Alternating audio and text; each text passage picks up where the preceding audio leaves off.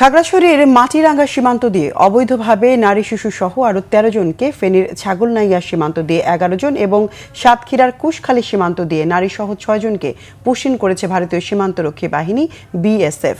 বৃহস্পতিবার ভোরে খাগড়াছড়িতে ১৩ জনকে পুশিন করার পর তাদের আটক করে তানাক্কাপাড়া পাড়া কেন্দ্রে বিজিবির হেফাজতে রাখা হয়েছে। এ নিয়ে গত ৭ মে থেকে জেলার বিভিন্ন সীমান্ত পয়েন্ট দিয়ে ১৫৯ জনকে বাংলাদেশে পুশিন করে ভারত। পুশিন হওয়া ব্যক্তিরা জানান তারা ১২ বছর ধরে ভারতের মহারাষ্ট্রে বসবাস করে আসছেন। সেখানে তারা ইটভাটায় কাজ করতেন। গত ১৩ জুন তাদের মহারাষ্ট্র থেকে আটক করে চোখ হাত বেঁধে বিমানযোগে আগরতলায় আনা হয়।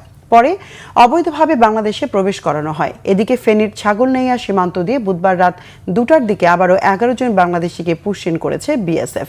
ফেনী ৪ বিজিবি অধিনায়ক লেফটেন্যান্ট কর্নেল মোহাম্মদ মোশাররফ হোসেন জানিয়েছেন, সীমান্তে নিরাপত্তা নিশ্চিত এবং পুশিন প্রতিরোধে বিজিবি কঠোর অবস্থানে রয়েছে। এছাড়া সাতক্ষীরার কুশখালী সীমান্ত দিয়ে ৪ নারী সহ ৬ জনকে পুশিন করেছে বিএসএফ। বুধবার রাতে সদর থানায় তাদের সোপর্দ করে বিজিবি। এরা সবাই বাংলাদেশের নাগরিক বলে জানায় পুলিশ।